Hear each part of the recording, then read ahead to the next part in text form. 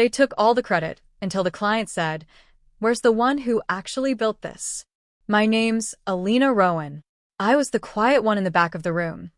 The girl with ink-stained sleeves and sleepless eyes.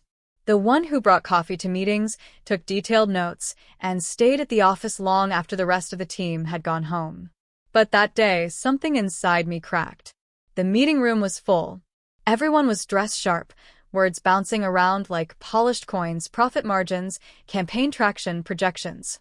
They were smiling, laughing, celebrating a $5.8 million project. My project. It wasn't just the code or the framework or the customer insight strategies. I had built the system from scratch. From whiteboards filled with chaos to the first working prototype that sparked Whitlock Corporation's interest, it had been me. Just me. But my name? Nowhere.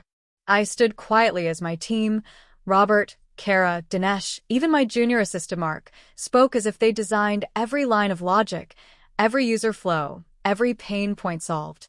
My PowerPoints, my models, my research. They even parroted my words. I heard Robert repeat something I'd once whispered across the break room over lukewarm noodles. It's not just software, it's a shift in how people feel using it. He'd laughed when I said it, called it too poetic for enterprise. But now, he was presenting it like a vision he'd been born with. I stood there, still, my lips pressed tight, my heart louder than anything in that glass conference room. Because I knew one thing they didn't. The contract needed a biometric signature. And mine was the only one registered. I hadn't planned to expose anyone. Honestly, I hadn't planned anything. I wasn't the kind of person who plotted revenge or played games. I believed in work, in truth, in letting your results speak for you. But what happens when others speak louder, with your voice? That night after the meeting, I walked home through the city. The lights blurred in my eyes as I passed storefronts, holding back everything I wanted to scream. I replayed the meeting 100 times. Robert taking credit. Kara pretending she ran the data models I spent weeks fine-tuning. Dinesh pointing to visuals he didn't even know how to explain. Mark, sweet, quiet Mark. Even he had nodded when the client complimented the dashboard I coded during a migraine that had me dry heaving into a paper bag. I got home, dropped my bag, and stood in front of the mirror. I looked tired, really tired. The kind of tired you don't sleep off. The kind that builds slowly when you're not seen, not heard. When you show up every single day and they keep pretending you're not in the room. Then came the email. Subject line: Whitlock client signature verification. I stared at the screen. The message was short. Alina, the client has requested a final contract verification before legal authorization. Your biometric approval is required. Please attend the executive sign-off meeting at 9 a.m. tomorrow. Legal ops. I read it 5 times. They didn't know. They really didn't know. Because while my team had been preparing slide decks and speeches, they had ignored one very specific clause I insisted on adding months ago: final stage signatory verification through unique biometric ID of the lead project designer, which legally was me. Robert never paid attention to the details. He never checked. He just assumed that once the client approved the work, he could float to the top like cream and take the title. VP of Innovation, maybe. Some shiny award for a project he didn't build. But I hadn't done this for titles. I had done this to prove something to myself. That I wasn't just the invisible girl behind the screen. That I mattered. The next morning, I walked into the executive conference room. Same space. Same people. But this time I walked in first. No one noticed. Until Mr. Whitlock walked in and scanned the table. His voice was calm. Almost casual. Is Miss Rowan here? Robert stood up fast, ready to intercept. Yes, Alina's part of the dev team, but I can walk you through the core components. Whitlock cut him off. With respect, I'd like to speak directly to the creator. Alone. You could have dropped a pin. Kara's mouth actually fell open. Dinesh looked like he swallowed his own tongue. And Robert? He just stared at me like he had never actually seen me before. Whitlock looked at me again and smiled. Miss Rowan, shall we? I followed him into the private signing room. There was no crowd. No witnesses. Just a sleek table, the open contract on a screen, and the biometric reader blinking green. He gestured to the pad. You built something special. I could see it. I just needed to be sure you knew that too. I looked up at him. He didn't want a show, or a lecture, or a pitch. He wanted truth. So, I placed my thumb on the reader. And just like that, the contract was signed. My contract. By the time I stepped back into the main boardroom, everything had changed. They didn't know it yet. Robert was still talking fast, throwing around buzzwords like scalability and integration lifecycle, and pretending to lead a vision he didn't even understand. Kara nodded with practiced confidence, like she had been part of the sleepless nights, the database crashes, the frantic 2 a.m. calls to vendors when the prototype nearly collapsed. But the air was different now. Mr. Whitlock entered 2 steps behind me, placed his leather folio down, and gave a tight-lipped smile to the room. I've signed the final agreement, he said calmly. Deployment will begin next quarter. Applause erupted. Everyone clapped. Except me. Whitlock raised his hand, stilling the noise. One thing before we proceed, he said, voice crisp. It was important to me that the person responsible for this breakthrough project be properly acknowledged. Not just to satisfy protocol, but because I don't do business with companies that bury their brightest minds. He turned toward me. Alina Rowan. My heart stuttered. The room turned. Dozens of eyes locked on me. The girl in the second-hand blazer and sensible flats. The one they barely noticed at meetings. The one who brought birthday cake for every teammate and never had anyone remember hers. Alina, Whitlock continued, is the reason this contract exists. I reviewed the codebase, the model, the pitch document logic. It's her voice I found in every layer. He paused. I want her leading the implementation team. And I want a direct line of reporting. To me. The room was dead quiet. You could hear the A-O-C hum. Robert's face drained to gray. Kara dropped her pen. Someone coughed softly in the back. I stood still. I hadn't prepared for this. But maybe this was the moment I was supposed to stand. So I did. Straight. Steady. With more courage than I knew I had in me. I'd be honored, I said, my voice calm. And thank you for seeing what others didn't. Whitlock nodded. And just like that, the mountain I'd been climbing alone for over a year tilted in my favor. After the meeting, I walked down the corridor. No one spoke to me. Until I reached the elevator. Robert's voice echoed behind me. Alina, wait. I turned slowly. He looked torn. Angry? Maybe. Embarrassed? Definitely. But there was something else in his eyes, something like shame. We were going to include you later, he said weakly. We just didn't want to confuse the hierarchy. You're good, but not senior. I tilted my head. Good enough to do the work, not enough to be seen for it. He didn't respond. It's fine, Robert, I said, stepping into the elevator. You didn't have to believe in me. You just had to not erase me. He stared as the door slid shut. And I stood there, in the quiet hum of the descending lift, letting it all settle in my bones. Not revenge. Not triumph. Just clarity. They had taken credit. But when the signature was needed, the world remembered me. When the elevator door slid shut and I was alone again, I didn't smile. I didn't cry. I didn't celebrate. I just stood there, one hand braced against the mirrored wall, the city lights flickering behind me through the glass shaft. My face looked pale in the reflection. Exhausted. But alive. And beneath the fatigue, something had shifted. The next few days were strange. Unfamiliar. I wasn't used to being seen. Acknowledged. Heard. People who never even looked me in the eye before were suddenly stopping by my desk with soft smiles and cups of coffee I didn't ask for. Hey, Alina. Huge congratulations, they'd say. I always knew you had something special, others whispered, even though I knew they didn't. They never spoke up for me when I was passed over.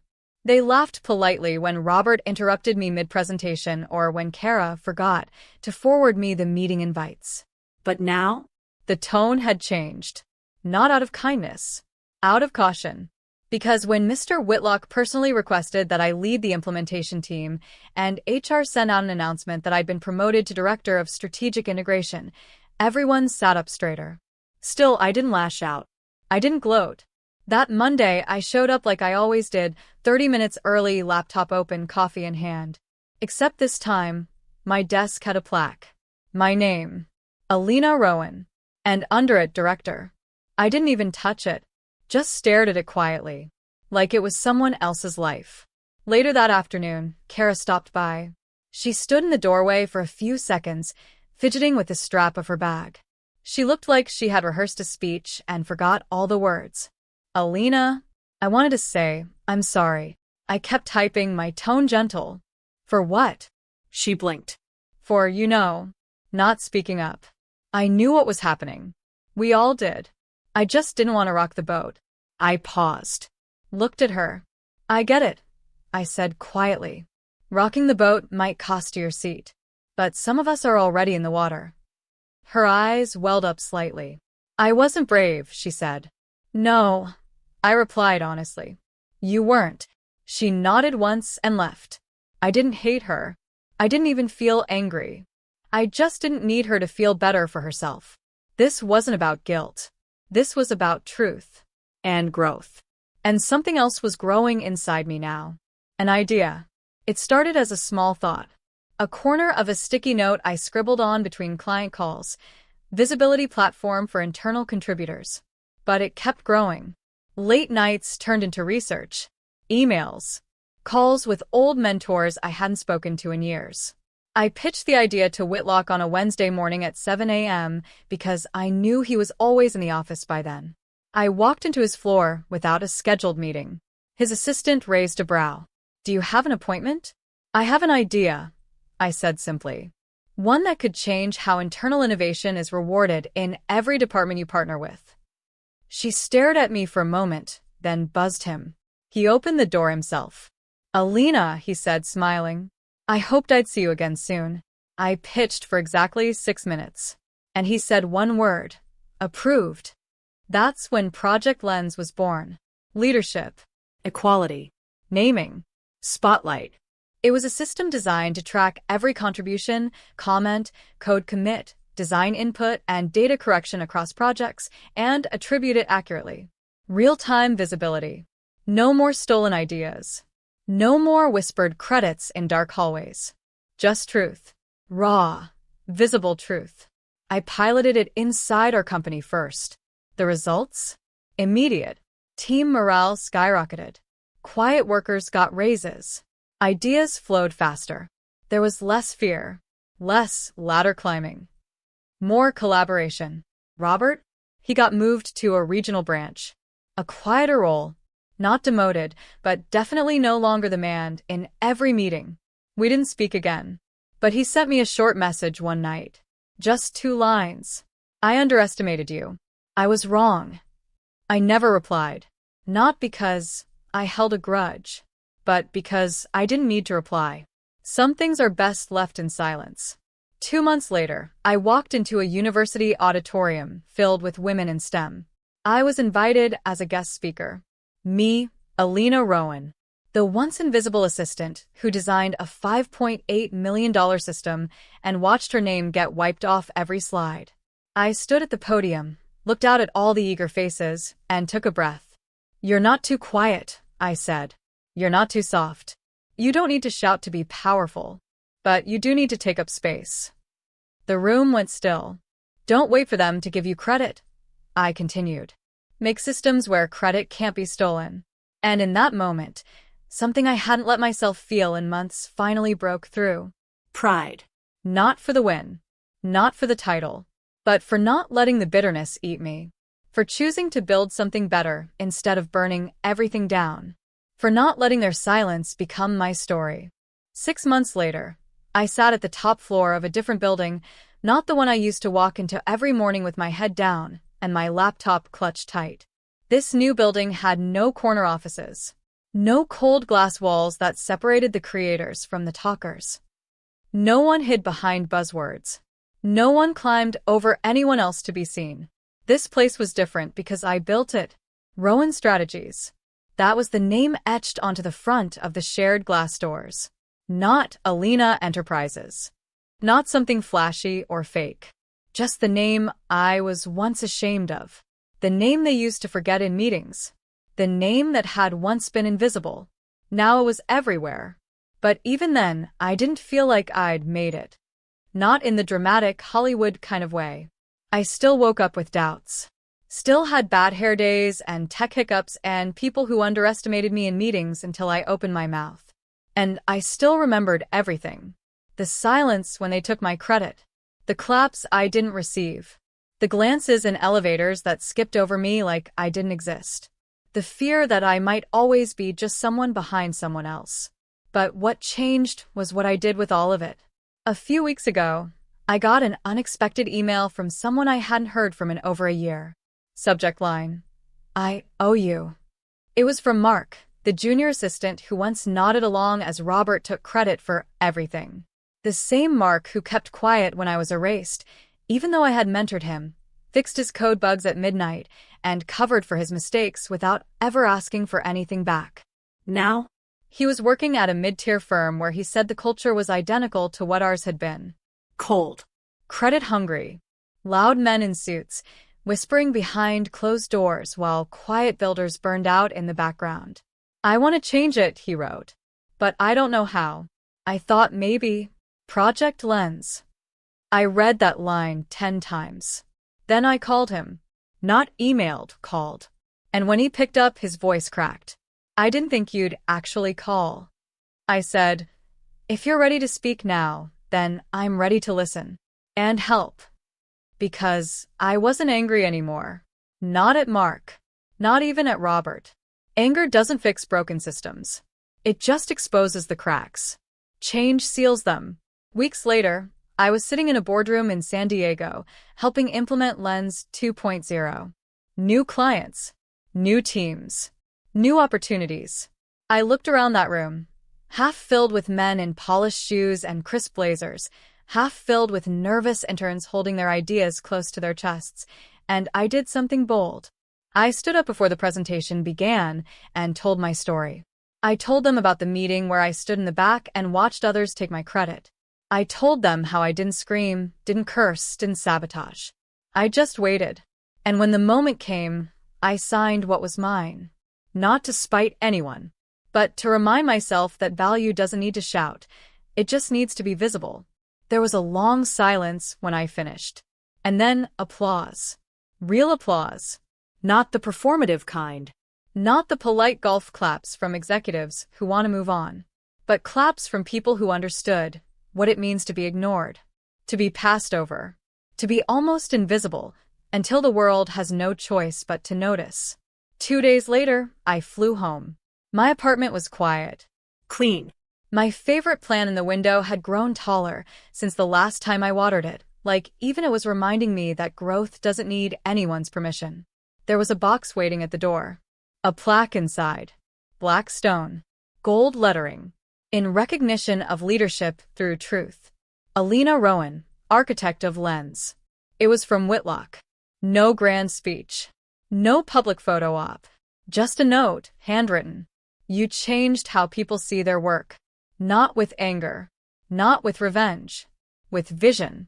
Thank you for standing your ground. D. Whitlock. I placed the plaque on the shelf next to something older, something smaller. A worn-out sticky note that said, "Be the system you needed." I had written it the night after that awful meeting when they all erased me. And now it was framed beside the legacy I had quietly built. I still walk into rooms where people don't know me. And I still see others, usually women, usually quiet, shrinking back into themselves. But now I walk up to them. I smile. And I say, "What are you building?" Because I see them. And I won't let them fade the way I once did. Not anymore.